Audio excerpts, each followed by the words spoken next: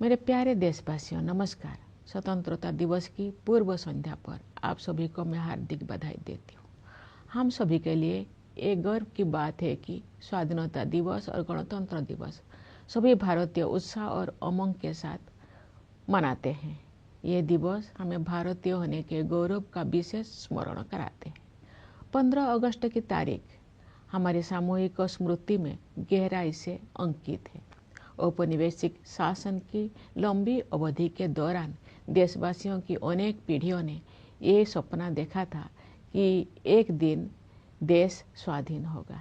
देश के हर हिस्से में रहने वाले पुरुष और महिलाएं, बूढ़े और जवान विदेशी शासन की बेड़ियों को तोड़ फेंकने के लिए व्याकुल थे। उनके संघर्ष में निराशा नहीं, अपितु बलवती आशा का भाव था। आशा का वही भाव स्वतंत्रता के बाद हमारी प्रगति को ऊर्जा देता रहा। कल जो भाव अपने त्रिरंगे को सलामी दे रहे होंगे, तो हम उन सभी स्वाधीनता सेनानियों को भी श्रद्धांजलि अर्पित करेंगे जिनके बलिदान के बल पर 78 साल पहले 15 अगस्त के दिन भारत ने स्वाधीनता हासिल की थी। अपनी स्वाधीनता का पुनः प्राप्त करने के बाद हम एक ऐसे लोकतंत्र के मार्ग पर आगे बढ़े जिसमें सभी वयस्कों को मतदान का अधिकार था। दूसरे शब्दों में कहे तो हम भारत के लोगों ने अपने नियति को स्वरूप देने का अधिकार स्वयं को अर्पित किया। अनेक लोकतांत्रिक व्यवस्थाओं में जेंडर, रिलीजियन तथा अन्य आधारों पर लोगों के मताधिकार पर पाबंदियां होती थी, परंतु हमने ऐसा नहीं किया। चुनौतियों के बावजूद भारत के लोगों ने लोकतंत्र को सफलतापूर्वक अपनाया। लोकतंत्र को अपनाना हमारी प्राचीन लोकतांत्रिक मूल्यों की सहज अभिव्यक्ति थी। भारत भूमि विश्व के प्राचीनतम गणराज्यों की धरती रही है। इसे लोकतंत्र की जननी कहना सर्वथा उचित है। हमारे द्वारा अपनाए गए संविधान की आधारशिला पर हमारी लोकतंत्र का भवन निर्मित हुआ है। हमने लोकतंत्र पर आधारित ऐसी संस्थाओं का निर्माण किया जिनसे लोकतांत्रिक कार्यशैली को मजबूती मिली। हमारे लिए हमारा संविधान और हमारे लोकतंत्र सर्वोपरि है। अतीत पर दृष्टिपात करते हुए हमें देश के विभाजन से हुई पीड़ा को कदापि नहीं भूलना चाहिए। आज हमने विभाजन विभीषिका स्मृति दिवस मनाया। विभाजन के कारण भयावह हिंसा देखी गई और लाखों लोग विस्थापित होने के लिए मजबूर किए गए। आज हम इतिहास की गलतियों के शिकार हुए लोगों को श्रद्धांजलि अर्पित करते हैं। प्यारे देशवासियों, हमारे संविधान में ऐसे 4 मूल्यों का उल्लेख है जो हमारे लोकतंत्र को सुदृढ़ बनाए रखने वाले 4 स्तंभ हैं। ये मूल्य है न्याय, स्वतंत्रता, समता और बंधुता। ये हमारी सभ्यता के ऐसे सिद्धांत हैं जिन्हें हमने स्वाधीनता संग्राम के दौरान पुनः जीवंत बनाया है। मेरा मानना है कि इन सभी मूल्यों के मूल में व्यक्ति की गरिमा की अवधारणा विद्यमान है।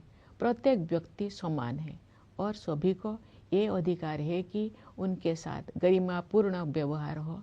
स्वास्थ्य सेवाओं और शिक्षा सुविधाओं तक सभी की समान पहुंच होने चाहिए। सभी को समान अवसर मिलने चाहिए। जो लोग पारंपरिक व्यवस्था के कारण वंचित रह गए थे, उन्हें मदद की जरूरत थी। इन सिद्धांतों को सर्वोपरि रखते हुए हमने 1947 में एक नई यात्रा शुरू की। विदेशी हुकूमत की लंबी अवधि के बाद स्वाधीनता के समय भारत घोर गरीबी से जूझ रहा था, लेकिन तब से अब तक के 78 वर्षों में हमने सभी क्षेत्रों में असाधारण प्रगति की है। भारत ने आत्मनिर्भर राष्ट्र बनने के मार्ग पर काफी दूरी तय कर ली है और प्रबल आत्मविश्वास के साथ आगे बढ़ता जा रहा है। आर्थिक क्षेत्र में हमारी उपलब्धियां साफ साफ देखी जा सकती है। पिछले वित्त वर्ष में 6.5% की सकल घरेलू उत्पाद वृद्धि दर के साथ भारत दुनिया की प्रमुख अर्थव्यवस्था में सबसे तेजी से बढ़ने वाले देश है। वैश्विक अर्थव्यवस्था में व्याप्त समस्याओं के बावजूद घरेलू मांग में तेजी से वृद्धि हो रही है। मुद्रास्फीति पर नियंत्रण बना हुआ है, निर्यात बढ़ रहा है। सभी प्रमुख संकेतक अर्थव्यवस्था की मजबूत स्थिति को दर्शा रहे हैं। ये हमारे श्रमिक और किसान भाई बहनों की कड़ी मेहनत और समर्पण के साथ साथ सुविचारित सुधारों और कुशल आर्थिक प्रबंधन का भी परिणाम है। सुशासन के माध्यम से बड़ी संख्या में लोगों को गरीबी से बाहर निकाला गया है। सरकार गरीबों के लिए अनेक कल्याणकारी योजनाएं चला रही है। जो लोग गरीबी रेखा से ऊपर तो आ गए हैं लेकिन मजबूत स्थिति में नहीं है, उनको भी ऐसे योजनाओं की सुरक्षा उपलब्ध है ताकि वे फिर से गरीबी रेखा से नीचे ना चले जाए। ये कल्याणकारी प्रयास सामाजिक सेवाओं पर बढ़ते खर्च में परिलक्षित होते हैं।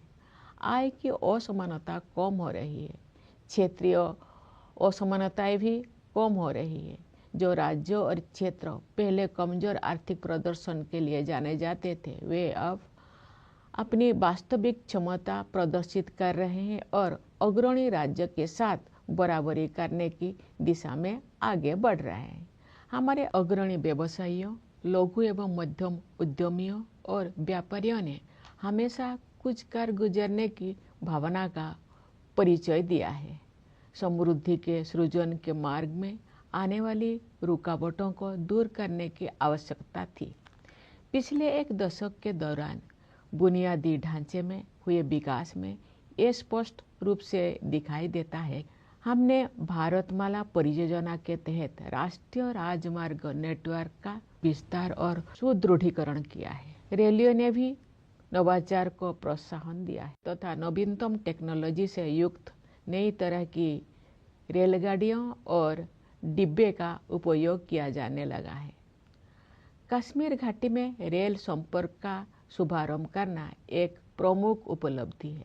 शेष भारत के साथ घाटी का रेल संपर्क उस क्षेत्र में व्यापार और पर्यटन को बढ़ावा देगा और नई आर्थिक संभावनाओं के द्वार खोलेगा।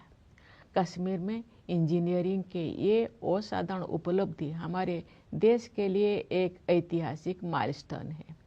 देश में शहरीकरण तेज गति से हो रहा है, इसलिए शहरों की स्थिति सुधारने पर सरकार विशेष ध्यान दे रही है।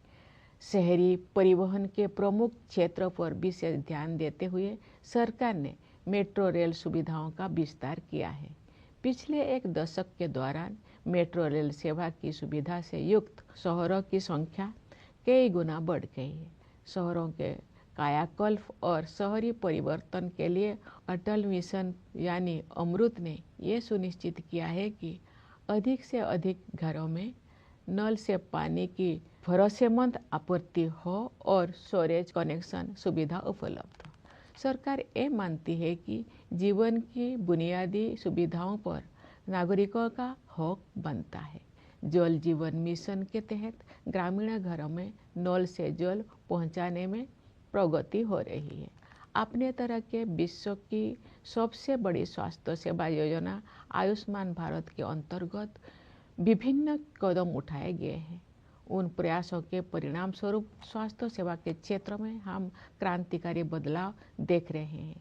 इस योजना के तहत अब तक 55 करोड़ से अधिक लोगों को सुरक्षा कवच प्रदान किया जा चुका है। सरकार ने 70 वर्ष और उससे अधिक आयु के सभी वरिष्ठ नागरिकों को इस योजना की सुविधा उपलब्ध करा दी है, चाहे उनकी आय कितना भी हो।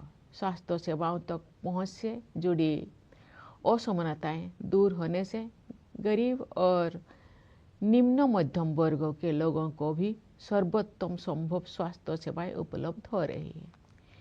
इस डिजिटल युग में ये स्वाभाविक है कि भारत में सबसे अधिक प्रगति सूचना प्रौद्योगिकी क्षेत्र में हुई है। लगभग सभी गांव में 4G मोबाइल कनेक्टिविटी उपलब्ध है। शेष कुछ हजार गांव में भी ये सुविधा शीघ्र ही पहुंचा दी जाएगी। इससे डिजिटल भुगतान तकनीकी को बड़े पैमाने पर अपनाना संभव हो पाया है। डिजिटल भुगतान के क्षेत्र में भारत कम समय में ही विश्व का अग्रणी देश बन गया है।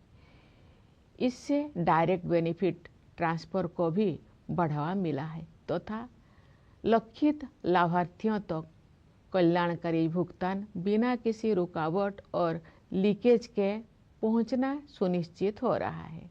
दुनिया में होने वाले कुल डिजिटल लेन देन में से आधे से अधिक लेन देन भारत में होते हैं। ऐसे बदलाव से एक गतिमान डिजिटल अर्थव्यवस्था का निर्माण किया गया है, जिसका योगदान देश के सकल घरेलू उत्पाद में साल दर साल बढ़ रहा है।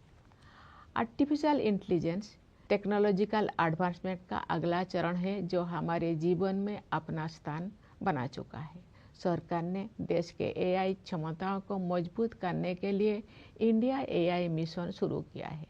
इस मिशन के तहत ऐसे मॉडल विकसित किए जाएंगे जो भारत की विशिष्ट आवश्यकताओं को पूरा करेंगे।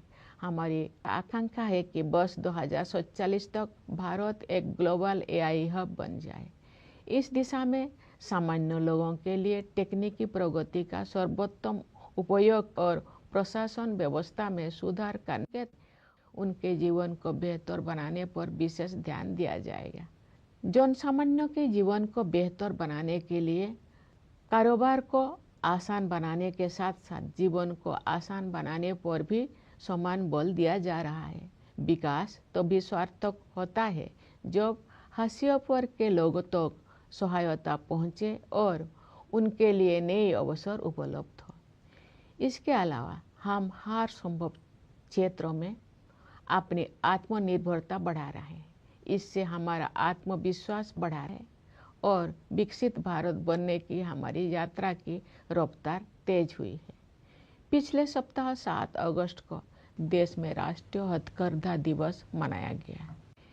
इस दिवस को मनाने का उद्देश्य हमारे बुनकरों और उनके उत्पादों का सम्मान करना है। हमारे स्वाधीनता संग्राम के दौरान 1905 में शुरू किए गए स्वदेशी आंदोलन की स्मृति में वर्ष 2015 से ये दिवस हर साल मनाया जाता है। महात्मा गांधी ने भारतीय कारीगरों और शिल्पकारों के खून पसीनों से निर्मित और उनके अतुलनीय कौशल से युक्त उत्पादों को बढ़ावा देने के लिए स्वदेशी की भावना को और मजबूत किया था। स्वदेशी का विचार मेक इन इंडिया और आत्मनिर्भर भारत अभियान जैसे राष्ट्रीय प्रयासों को प्रेरित करता रहा है। हम सबको ये संकल्प लेना है कि हम अपने देश में बने उत्पादों को खरीदेंगे और उनका उपयोग करेंगे। प्यारे देशवासियों, सामाजिक क्षेत्र में किए गए प्रयासों से संवर्धित समग्र आर्थिक विकास के बल पर भारत 2047 तक एक विकसित अर्थव्यवस्था बनने के मार्ग पर अग्रसर है। मैं समझती हूँ कि अमृत काल के इस दौर में आगे बढ़ते जाने की राष्ट्रीय यात्रा में सभी देशवासी यथाशक्ति अपना सर्वाधिक योगदान देंगे। मेरा मानना है कि समाज के 3 ऐसे वर्ग हैं जो हमें प्रगति के इस मार्ग पर आगे बढ़ाएंगे।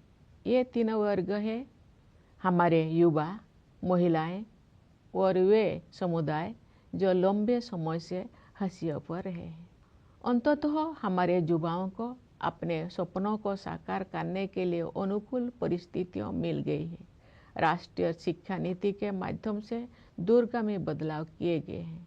शिक्षा को जीवन मूल्यों से तथा कौशल को परंपरा के साथ जोड़ा गया है। रोजगार के अवसर तेजी से बढ़ रहे हैं।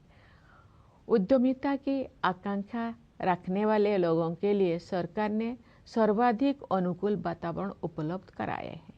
युवा प्रतिभाओं की ऊर्जा से शक्ति प्राप्त करके हमारे आंतरिक कार्यक्रम का अभूतपूर्व विस्तार हुआ है।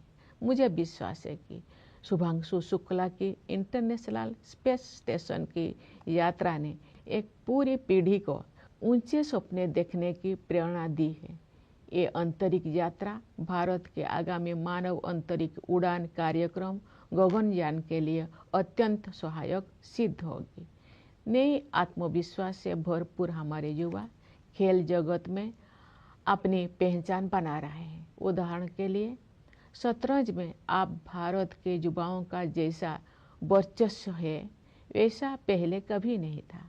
राष्ट्रीय खेल नीति 2025 में निहित विजन के अनुरूप हम ऐसे आमूल बदलाव की परिकल्पना कर रहे हैं जिसके बल पर भारत एक वैश्विक खेल महाशक्ति के रूप में उभरेगा। हमारी बेटियां हमारे गौरव हैं। वे प्रतिरक्षा और सुरक्षा सहित हर क्षेत्र में अवरोधों को पार करके आगे बढ़ रहे हैं। खेलकूद को उत्कृष्टता, सशक्तिकरण और क्षमताओं का महत्वपूर्ण संकेतक माना जाता है। विश्व शतरंज चैंपियनशिप के लिए फीडे महिला विश्व कप का फाइनल मैच 19 वर्षों के भारत की एक बेटी और 38 वर्षों की एक भारतीय महिला के बीच खेला गया। ये उपलब्धि पीढ़ी दर पीढ़ी हमारी महिलाओं में विद्यमान विश्व स्तर की सतत उत्कृष्टता को रेखांकित करती है। रोजगार में भी जेंडर गैप कम हो रहा। नारी शक्ति बंधन अधिनियम से महिला सशक्तिकरण अब केवल एक नारा ना रहकर यथार्थ बन गया है। हमारे समाज का एक बड़ा हिस्सा अनुसूचित जाति, अनुसूचित जनजाति, पिछड़ा वर्ग और अन्य समुदायों के लोगों का है। इन समुदायों के लोग अब हाशिए पर होने का टैग हटा रहे हैं। उनकी सामाजिक और आर्थिक आकांक्षाओं को साकार करने के लिए सक्रिय प्रयासों के माध्यम से सरकार उनकी सहायता करती आ रही है। अपनी वास्तविक क्षमता को हासिल करने की दिशा में भारत अब और अधिक तेज गति से आगे बढ़ रहा है। हमारे सुधारों और नीतियों से विकास का एक प्रभावी मंच तैयार हुआ है। इस तैयारी के बल पर मैं एक ऐसे उज्जवल भविष्य को देख पा रही हूँ जहाँ हम सब अपनी सामूहिक समृद्धि और खुशहाली में उत्साहपूर्वक योगदान दे रहे होंगे। उस भविष्य की ओर हम भ्रष्टाचार के प्रति जीरो टॉलरेंस रखते हुए अनवरत सुशासन के साथ आगे बढ़ रहे हैं। इस संदर्भ में मुझे महात्मा गांधी की एक महत्वपूर्ण बात याद आ रही है। गांधी जी ने बताया था और मैं दोहराती हूँ, भ्रष्टाचार और दंभ लोकतंत्र के अनिवार्य परिणाम नहीं होने चाहिए। हम सब ये संकल्प ले कि गांधी जी के इस आदर्श को कार्य रूप देंगे और भ्रष्टाचार को समूल नष्ट करेंगे। प्यारे देशवासियों, इस वर्ष हमें आतंकवाद का दंश झेलना पड़ा। कश्मीर घूमने गए निर्दोष नागरिकों की हत्या कायरतापूर्ण और नितांत अमानवीय थी। इसका जवाब भारत ने फौलादी संकल्प के साथ निर्णायक तरीके से दिया। ऑपरेशन सिंदूर ने ये दिखा दिया कि जब राष्ट्र की सुरक्षा का प्रश्न सामने आता है तब हमारे सशस्त्र बल किसी भी स्थिति का सामना करने के लिए पूरी तरह सक्षम सिद्ध होते हैं। रणनीतिक स्पष्टता और तकनीकी दक्षता के साथ हमारी सेना ने सीमा पार के आतंकवादी ठिकानों को नष्ट कर दिया। मेरा विश्वास है कि ऑपरेशन सिंदूर आतंकवाद के विरुद्ध मानवता की लड़ाई में एक मिसाल के तौर पर इतिहास में दर्ज होगा। हमारी एकता ही हमारी जवाबी कार्रवाई की सबसे बड़ी विशेषता थी। यही एकता उन सभी तत्वों के लिए सबसे करारा जवाब भी है जो हमें विभाजित देखना चाहते हैं। भारत के दृष्टिकोण को स्पष्ट करने के लिए विभिन्न देशों में गए संसद सदस्यों के बहुदलीय प्रतिनिधि मंडलों में भी हमारी यही एकता दिखाई दी। विश्व समुदाय ने भारत की इस नीति का संज्ञान लिया है कि हम आक्रमणकारी तो नहीं बनेंगे, लेकिन अपने नागरिकों की रक्षा के लिए जवाबी कार्रवाई करने में तनिक भी संकोच नहीं करेंगे। ऑपरेशन सिंदूर प्रतिरक्षा के क्षेत्र में आत्मनिर्भर भारत मिशन की परीक्षा का भी अवसर था। अब ये सिद्ध हो गया है कि हम सही रास्ते पर हैं। हमारा स्वदेशी विनिर्माण उस निर्णायक स्तर पर पहुंच गया है जहां हम अपनी बहुत सी सुरक्षा आवश्यकताओं को पूरा करने में भी आत्मनिर्भर बन गए हैं। ये उपलब्धियां स्वाधीन भारत के रक्षा इतिहास में एक नए अध्याय का सूत्रपात है। प्यारे देशवासियों, इस अवसर पर मैं आप सभी से ये आग्रह करना चाहती हूँ कि पर्यावरण की रक्षा के लिए आप सब हर संभव प्रयास करें। जलवायु परिवर्तन की चुनौती का सामना करने के लिए हमें अपने आप में भी कुछ परिवर्तन करने होंगे। हमें अपनी आदतें और अपनी विश्व दृष्टि में बदलाव लाना होगा। हमें अपनी धरती, नदियाँ, पहाड़ों, पेड़ पौधे और जीव जंतुओं के साथ अपने संबंधों में भी परिवर्तन करना होगा। हम सब अपने योगदान से एक ऐसे पृथ्वी छोड़कर जाएं जहां जीवन अपने नैसर्गिक रूप में फलता फूलता रहे। प्यारे देशवासियों, हमारी सीमाओं की रक्षा करने वाले सैनिकों, पुलिस तथा केंद्रीय सशस्त्र पुलिस बलों की ओर मेरा ध्यान विशेष रूप से जाता है। मैं न्यायपालिका और सिविल सर्विसेज के सदस्यों को भी अपनी शुभकामनाएं व्यक्त करती हूँ।